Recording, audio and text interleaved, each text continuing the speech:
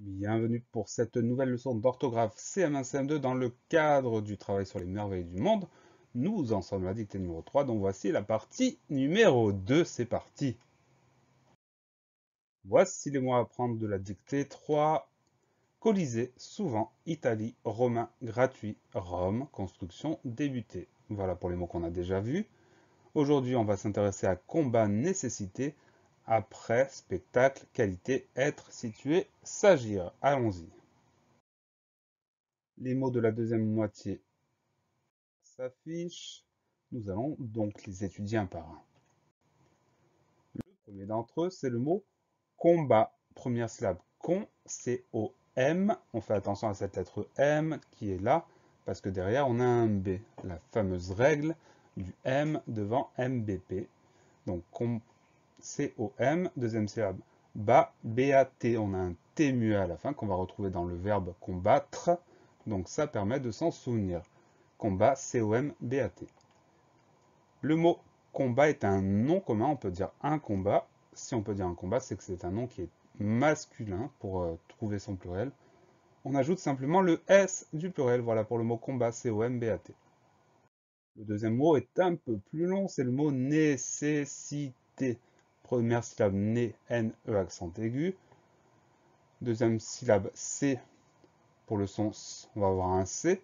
Et pour le son E, on va avoir un E. Pas besoin de mettre un accent sur ce E, puisque derrière on a deux consonnes, les deux S. Donc on fait attention également à ces deux S pour le deuxième son S. Ensuite un I. Dernière syllabe T, on va l'écrire T-E-R. Le son E s'écrit ER parce que ce mot-là est un verbe. Il existe la nécessité qui s'écrit E accent aigu à la fin, mais dans notre liste, ici on a ER, donc c'est un verbe. Nécessité, N-E accent aigu, C-E-2-S-I-T-E-R. Comme prévu, ce mot-là est un verbe, c'est un verbe en ER, donc c'est un verbe du premier groupe. Un verbe se conjugue, deux exemples. Un exemple au présent, il nécessite. Un exemple au plus que parfait, elles avaient nécessité. Donc son participe passé, nécessité avec E accent à la fin. Voilà pour le mot nécessité, N-E accent aigu, C-E-2-S-I-T-E-R. Le mot suivant, c'est un petit mot qu'on connaît bien, on l'a très souvent rencontré, c'est le mot après. Première syllabe A avec la lettre A tout simplement. Deuxième syllabe près, P-R-E accent grave, S. Donc on fait attention à ce E qui s'écrit E accent grave et à cette lettre muette à la fin du mot, le S.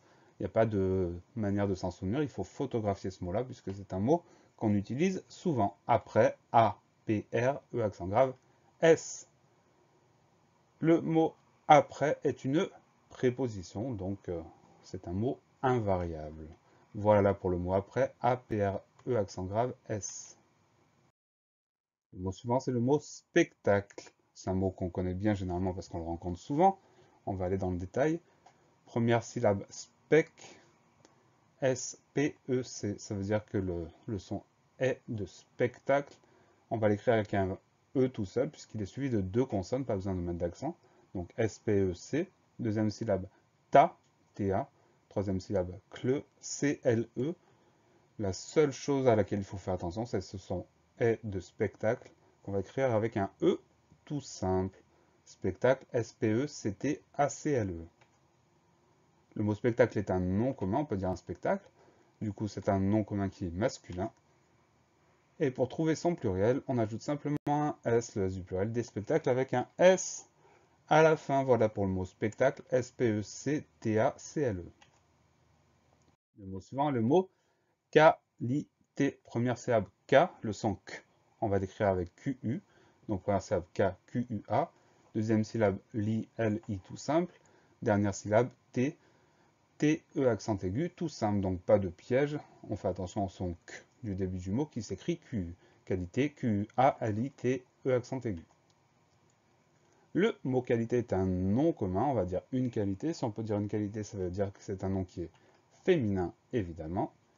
Et pour former son pluriel, on ajoute le S du pluriel, tout simplement des qualités avec un S à la fin. Voilà pour le mot qualité, Q-U-A-L-I-T-E accent aigu. Le mot suivant, c'est le mot être. Celui-là, on le rencontre depuis le CP, donc on le connaît par cœur. Le son est s'écrit avec un E accent circonflexe, ensuite tre, TRE, pas de problème pour ce mot-là.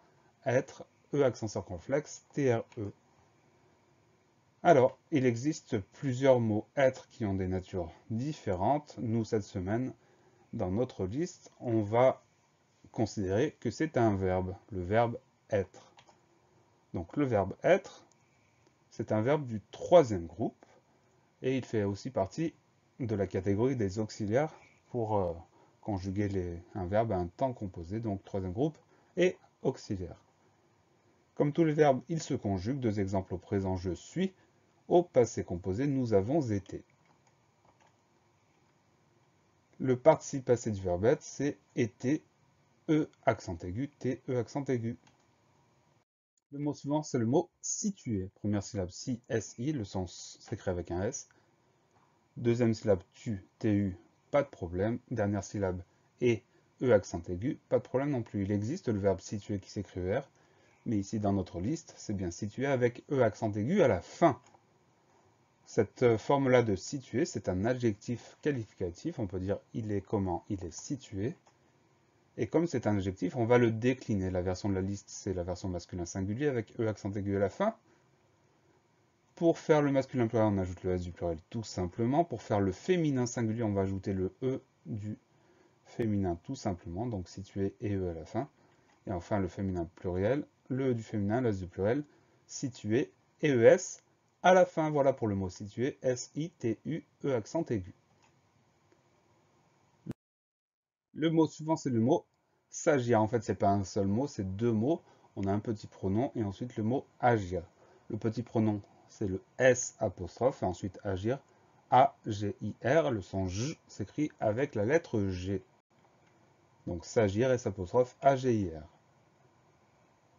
Le mot s'agir ou les deux mots s'agir, c'est un verbe pronominal. Ça veut dire que c'est un verbe accompagné d'un pronom. Le pronom, on l'a déjà dit, c'est le S apostrophe. Donc verbe pronominal. C'est un verbe qui appartient au deuxième groupe, puisque avec nous au présent, on va dire nous agissons, donc ils sont indique le deuxième groupe. Hier, ils sont, deuxième groupe. Comme tous les verbes, il peut se conjuguer. Deux exemples au présent, il s'agit. Et au plus que parfait, il s'était agi. Ce plus que parfait nous offre le participe passé de agir, c'est agi, A-G-I. Voilà pour le mot s'agir, S apostrophe, A-G-I-R. Fini. Pensez à réviser, pensez à vous entraîner et à bientôt sur la glace plus.